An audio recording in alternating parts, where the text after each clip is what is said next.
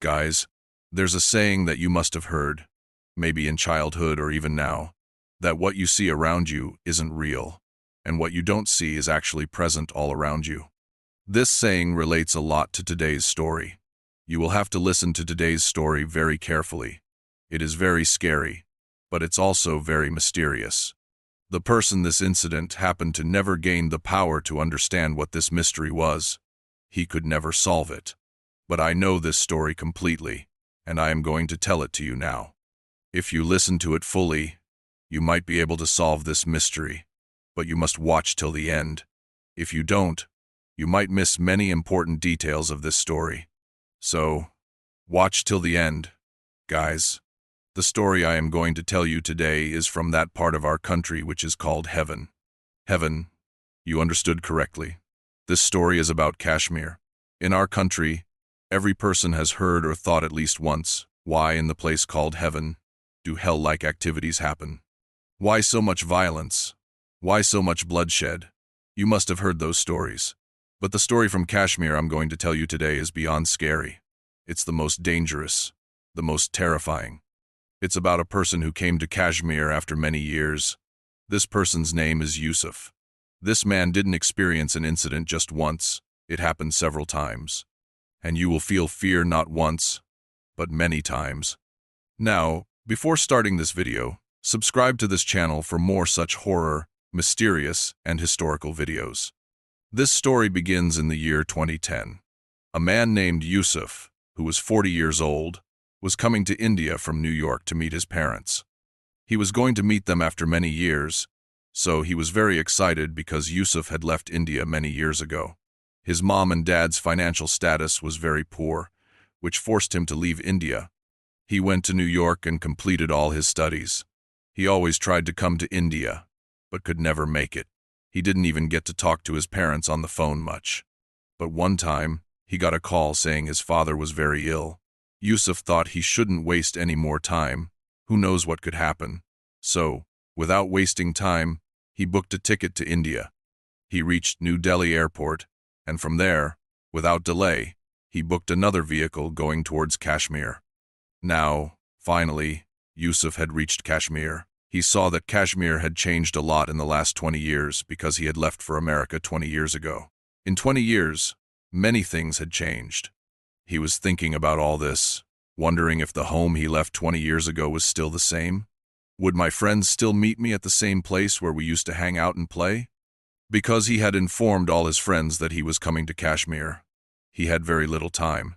He had come only for 5 days and had to return, but he had to meet many people. Now, Yusuf's vehicle finally turned towards his house, and Yusuf, on his way, was seeing all these things, that his neighborhood, which he had left 20 years ago, was still exactly the same. All the shops were the same, all the houses were the same. He saw that the shop from which he used to buy biscuits and chocolates in his childhood was still exactly the same.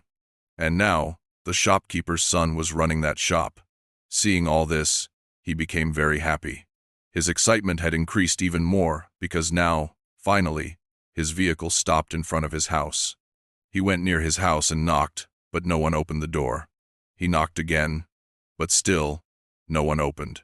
Then, more and more people started gathering around Yusuf because Yusuf was the boy who had fought with his parents 20 years ago and left India for America. People were staring at him. Yusuf started feeling very uncomfortable. He thought, "What is this? There's no one at home right now. I'll do one thing, I'll come back in the evening." And then he turned to leave his house. As soon as he turned, the door opened by itself from behind. He thought maybe the wind was blowing. That's why it opened on its own. Okay. He picked up all his bags and went inside the house. Then, as he went inside with his luggage, he threw his stuff down and called out for his mother 2 or 3 times. But this time, a voice came from the other side towards Yusuf, and this voice was his mother's. The voice was coming from the first floor. Yusuf ran to the first floor, and he saw his mother sitting beside his father, and both were in very bad condition. Both were very ill. But despite being so ill, Yusuf's mother hugged him. Seeing their condition, Yusuf became very emotional, thinking, what has happened to them? He was probably feeling regret too. But he was still a little happy that finally, even if for a short time, he could be with his parents. But Yusuf didn't know that his first night in that house would be so terrifying. It was his first night in that house, and he had just gone downstairs to fill water in a bottle. At that time, he saw and heard something from the window on his right side. There was no wind blowing, but a sound came from there. The sound was echoing from one window to the others. Then he tried to look carefully. He saw fingerprints of 2 hands on that window. He could see it clearly.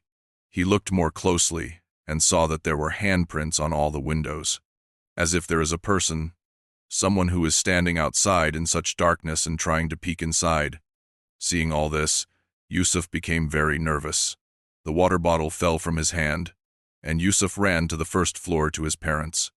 When the next morning came, Yusuf came out of his room and went to his parents' room and told his mother everything. "Mom, when I was filling water downstairs at midnight, I saw handprints on our windows, and I felt like there is a person who was peeking at our house outside in such darkness. I got very scared at that time." Then Yusuf's mother said a strange thing. "He lives in our neighborhood, a man whose wife died after marriage. His wife passed away. Since then, his mental balance isn't right. He just roams around, be it night or day." After hearing this, Yusuf calmed down a lot, thinking it wasn't something from another world. It was just a person. He felt very relieved. In fact, the next night, he even tried to go out and find him. And that same day, Yusuf received a party invitation from one of his friends. And since Yusuf had come to Kashmir after so many years, he hadn't gotten a chance to meet any of his friends until now. So finally, he thought, when I go to this party, all my friends will be there. I'll go there. And this party invitation was for later in the evening. When Yusuf told his parents about it, his father told him something very seriously. "Whatever happens, wherever you go, whether you're going to a party or anywhere else, just come home before 12:00 midnight, or something wrong might happen." Yusuf said, "Oh man, I'm already getting very late. Why are you saying such ominous things before I leave?" Then Yusuf said, Yes, I'll be careful." And he left the house. Then, when Yusuf went to the party, he started meeting all his friends. They partied hard and enjoyed a lot. But the party still wasn't over, and Yusuf looked at his watch. He saw it was already past 12 midnight. But still, he felt like, it's only 12 midnight, but the party hasn't ended yet. No one has left yet. If I leave, it might seem a bit rude to them, so I'll stay here. Then one of Yusuf's friends, Danish, came to him.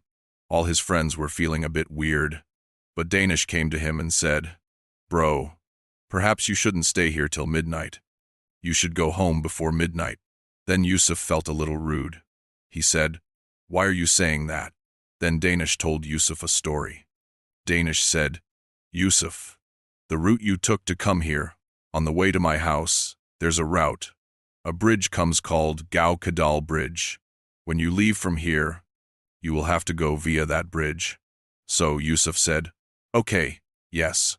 Then Danish said, "The bridge you are about to cross, Gau Kadal Bridge, has a very old history, and that history is like this. In 1990, 50 people were killed there in a single night. And it is also said that, even today, when anyone passes by that place at midnight, that person hears the voices of those ghost souls wandering there." Hearing all this, Yusuf laughed out loud. He thought, "Oh bro, are you telling me all these ghost stories? I've come after so many years, and this is how you welcome me?" Then Danish said very seriously, "This story is true, my friend. This incident has happened to many people. These things." Then Yusuf said, "Bro, if it happens to me, then I'll see. For now, let's enjoy the party." Then Yusuf ignored this story, considering it imaginary. And now it was 3 a.m. Everyone had gone home. Only Yusuf was left. So now, at 3 a.m., Yusuf sat in his car because, at that time, there was no one left at the party, and he left from there. All along the way, Yusuf's mind was preoccupied with what his friend Danish had said. It kept revolving in his mind that perhaps something could happen at Gau Kadal Road.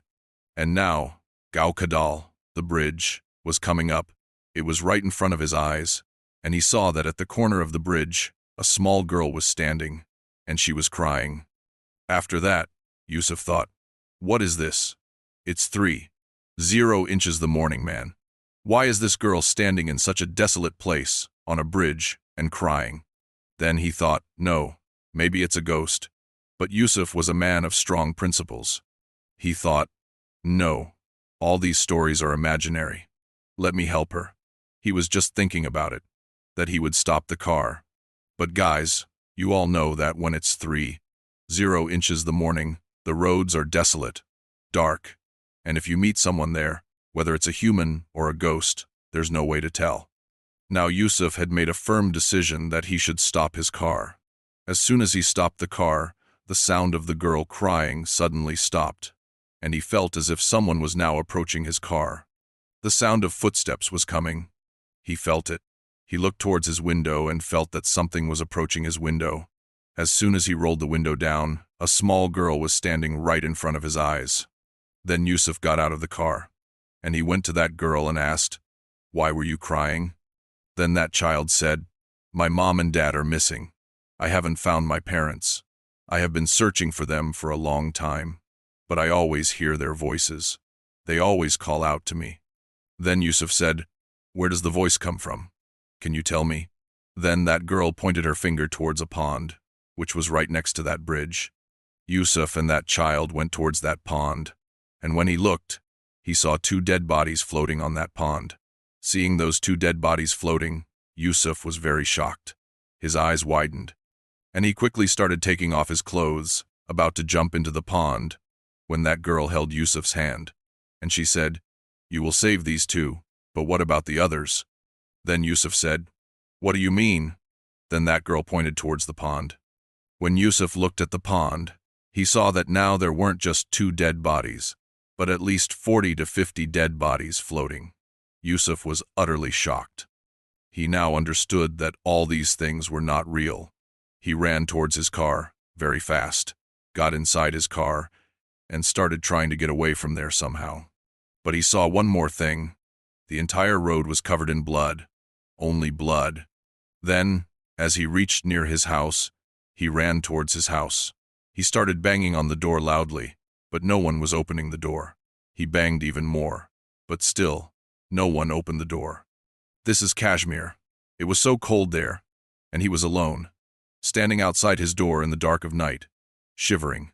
Just then, he saw a person walking from afar, coming towards his house, and that person ignored Yusuf and went to the windows of the house, and from the window, he started peeking inside again.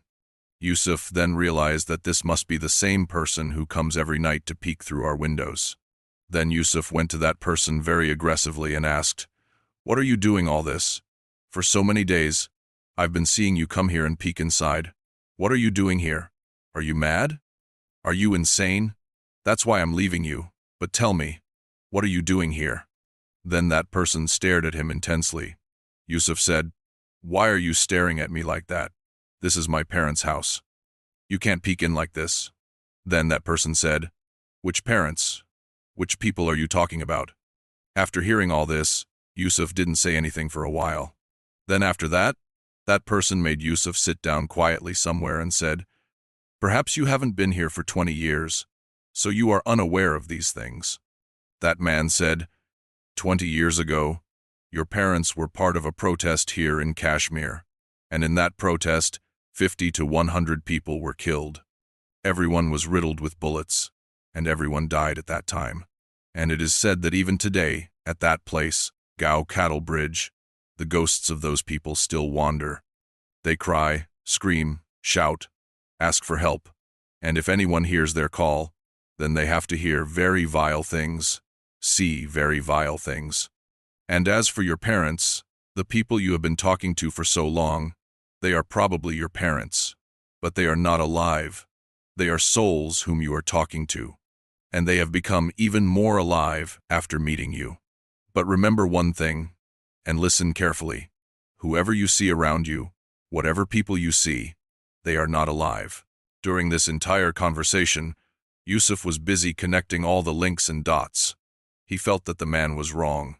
Yusuf was determined to prove that man wrong. But nothing like that was happening because all these things were true. Everything that man had said was absolutely true. Yusuf wanted to consider all these things a bad dream and forget about it, but he couldn't bear the pain of losing his parents at all. So he went back to New York. And guys, literally, it is still said that that bridge in Kashmir, Gau Kadal Bridge, is still just as terrifying. This story is from 2010, but even today in 2024, that bridge is just as horrifying. No one wanders there at midnight. It is often said that if a person died somewhere and any of their wishes remained unfulfilled, they never leave that area. If you ever reach such an area and you know of any such history that someone died there many years ago and some wish of theirs remained unfulfilled, then leave that place as soon as you can, even if it is your own home.